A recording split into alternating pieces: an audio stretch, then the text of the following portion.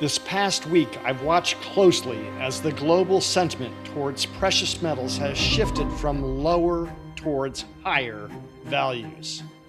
Since the military hostilities against Iran resumed 2 weeks ago, despite now sharply higher oil prices, which fueled higher interest rates, treasury yields, the transmission mechanism that most directly pressured gold and silver during the first phase of this conflict, gold and silver have not set new lower lows now.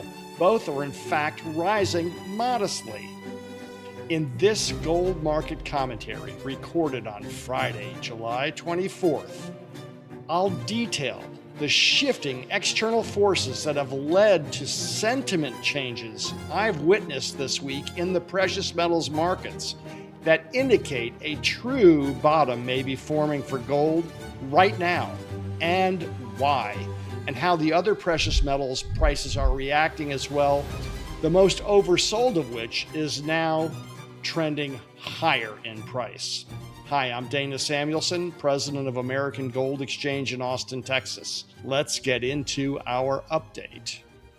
So, what's happening? Oil is happening. Oil prices have moved sharply higher from their lows following the Memorandum of Understanding and the reopening of the Strait of Hormuz to now the closure of the Strait of Hormuz and the potential closure of the Red Sea at the Bab al-Mandeb Strait, controlled by the Houthis in Yemen. And what's happening? Oil has moved sharply higher, back into the range it was in during the first phase of the conflict, with Brent peaking at a little bit over $100 a barrel so far, modestly lower than that today. This is yesterday's peak in Brent prices, and we're down a little bit today. We're seeing something similar in West Texas Intermediate crude, punching back into the low 90s after bottoming just a little bit above $66 a barrel once the oil was flowing again, but that's not happening now. And what happens with higher oil? Well, that transmits into higher treasury yields, and we're seeing treasury yields rising as well. This is a candlestick chart of treasury yields going back to February 1st, before the conflict started. In the middle of February, well before the conflict started, the 10-year treasury yield was at 3.92%, and gold was at 5,400. When the 10-year treasury yield surged up to 4.45% as the conflict started, gold was at 44 and a quarter. We saw yields ease, gold rise a bit, and then yields surged to as high as 4.69%. At that point in time, gold was 43.50, a little bit lower still relative to higher yields. Then the Memorandum of Understanding was signed. Gold sagged during this period of time while yields were dropping, which indicated that this pattern, this inverse direct correlation, was breaking. But now we've seen yields rise sharply as the conflict has renewed again, from 4.36% on the 10-year treasury now to a new high at 4.71% yesterday. Yet gold has moved from 39.40 at the 10-year yield low when the market was really quiet to 40.50 today. So despite the yield rising and oil rising, gold is up. And this is a very good sign, because this has been the transmission mechanism: higher oil, higher inflationary expectations, higher yields, lower gold. This time we're seeing gold being resilient in the face of all this, which is a very positive sign for gold, and why I think a sentiment change is underway right now as we speak. The problem with the oil market right now is essential stockpiles are running dangerously thin. The shock absorber of existing oil supplies in tankers, in the strategic petroleum reserves around the world, have been drawn down sharply. And now we've got a new closure of the Strait of Hormuz and a potential blockage of the Red Sea by the Houthis in Yemen, which could hamper further global supplies. The Saudi Arabians have used the Red Sea and their pipeline that goes across Saudi Arabia and bypasses the Strait of Hormuz to the Red Sea as a way to get oil out through the Bab of al-Mandeb Strait, but now the Houthis have closed that. And this brings us to a more dangerous phase versus March, says Christopher Haynes, a global head of oil and energy aspects. We've drawn down a lot of our shock absorber cushion, and now global stock levels are far more constrained. We no longer have that shock absorber cushion.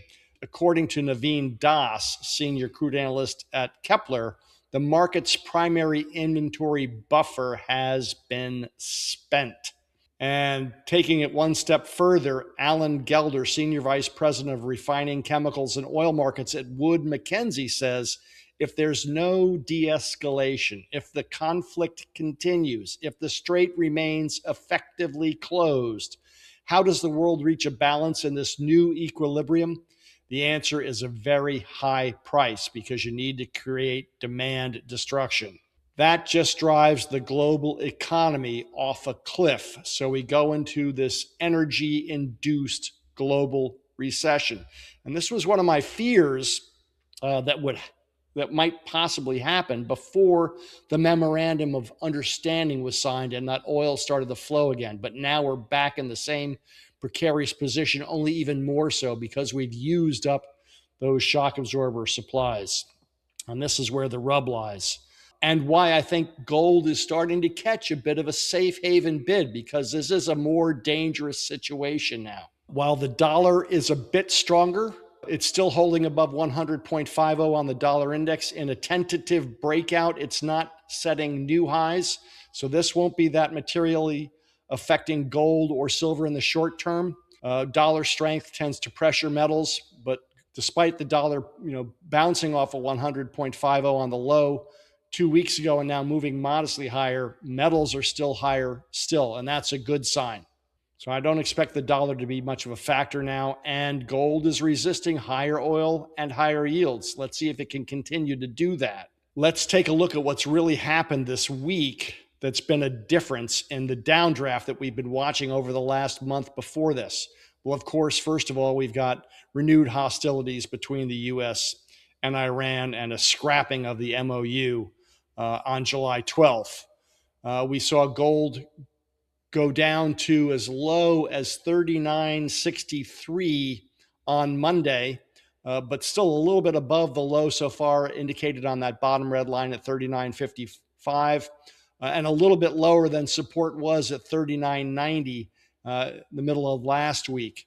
But what happened to change things this week? Well, we saw Asian buying kick in on Tuesday overnight after the New York close, punching gold back into the low 4,000s. We went sideways Tuesday, but something more important happened in the New York session Tuesday. I'll talk about that in a little bit. And then we saw renewed Asian buying on Wednesday, which helped to buoy the market even further. So these two rallies that took gold 2 legs higher both occurred in overnight Asian market trading, where most of the world's gold buying is done. And this is a pretty positive sign. What happened on Thursday? Well, oil surged, with Brent and WTIC both jumping about $5 a barrel on Thursday, which helped to pressure gold back down. But we hit a higher low at 40.23 this morning and then rose up above that to as high as about 40.80 today. But we're going to close out the New York session at about 40.55 as we go into the New York close today. So we've seen some Asian market buying kick in earlier this week, which has helped to buoy the gold price over the lows that we've seen. This is a sentiment change that's positive for gold, but there's a little bit more going on under the hood as well. And that is on Tuesday. Defense Secretary Hegseth and General John Raisin Kane testified before Congress asking for more money for the U.S. military. We've already got a $1.5 trillion budget ask for fiscal year 2027, and the Pentagon has proposed a 44% increase to Second World War levels.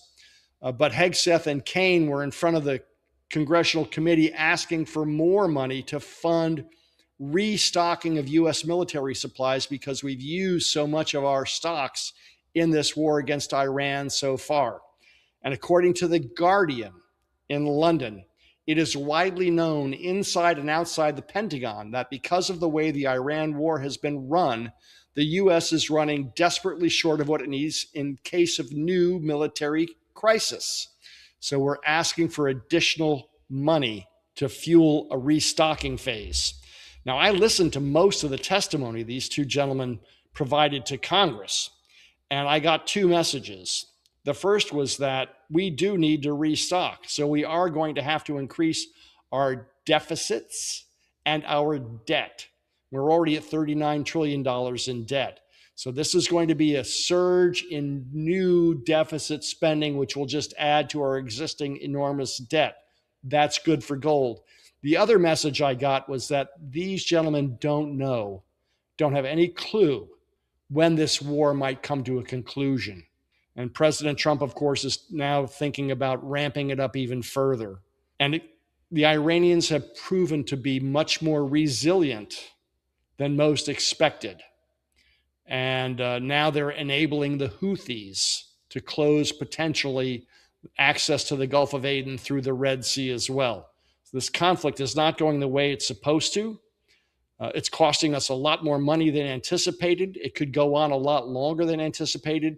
And that's helping to buoy gold as well.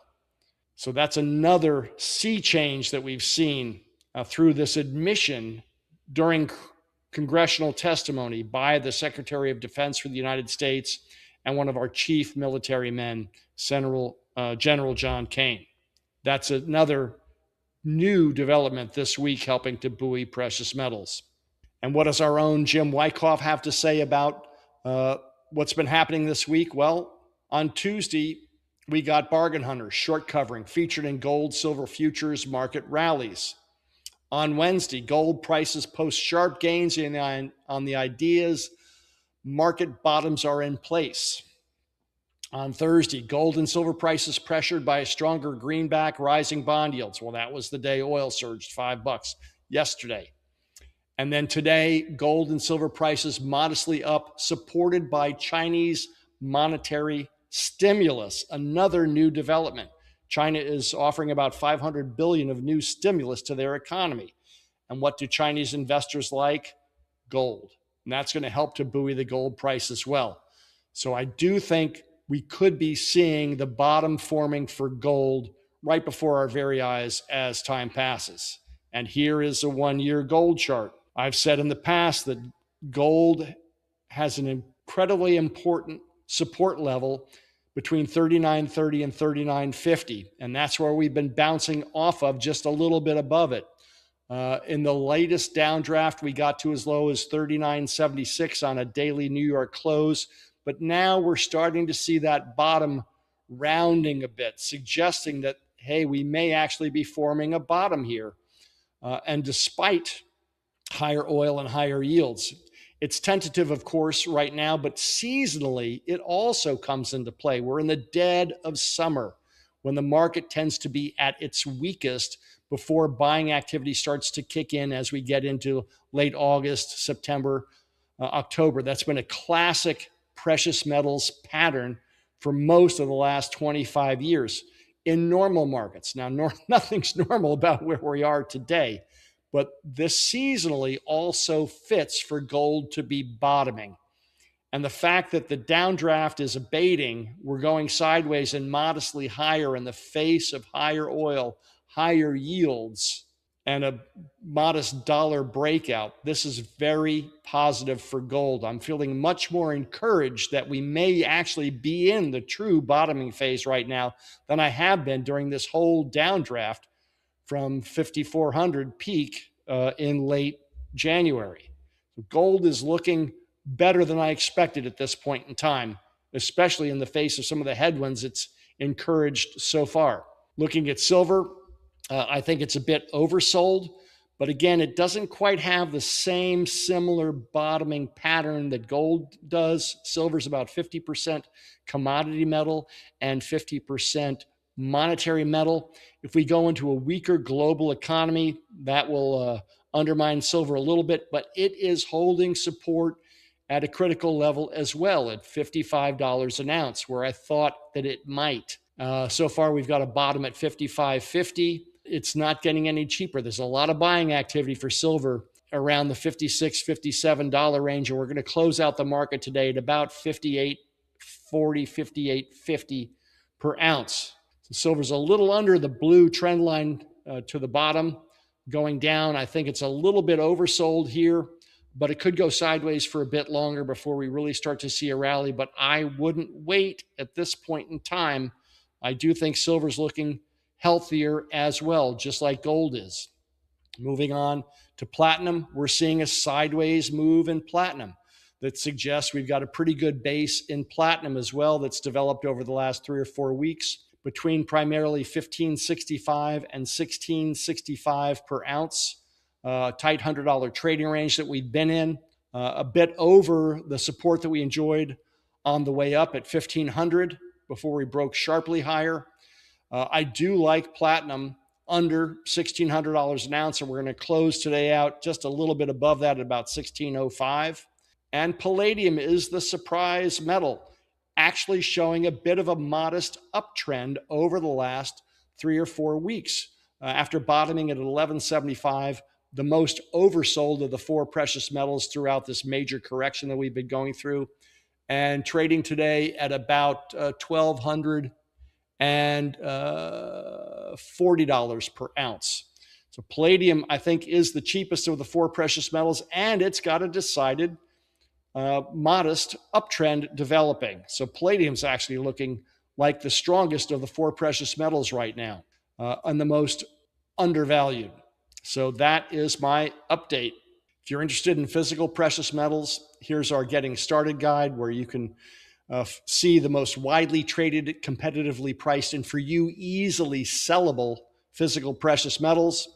This is our website where we feature those very same products in live, online, transparent pricing, very competitive pricing, I might add. And you can also access Jim Wyckoff's daily gold updates under the gold news and info section on our website. Here are our social media accounts. And if you like what we're doing, please subscribe to our YouTube videos, where we report the facts as we see them in the marketplace. And here is our contact information. So as July transitions into August, we're in a pretty dangerous position here with regard to our energy supplies and potential oil prices. So the wild card is still out there that we could see precious metals affected by higher oil prices, which I think are still possible. But the fact that gold is catching a bid right now in the face of higher oil and higher yields looks extremely positive to me. And I'm mildly to more than mildly encouraged that we're seeing the bottoms form right now in this correction that we've been going through. Time will tell. So thanks to our loyal clients, supporters who've trusted us over the last 28 years. Without you, we wouldn't have a business. We're grateful for your loyalty and trust every single day. And we hope that you all are having a good summer, that you're staying cool, and that we can resolve this conflict sooner rather than later and get back to business as usual. So thank you so much for your time today, and good luck out there.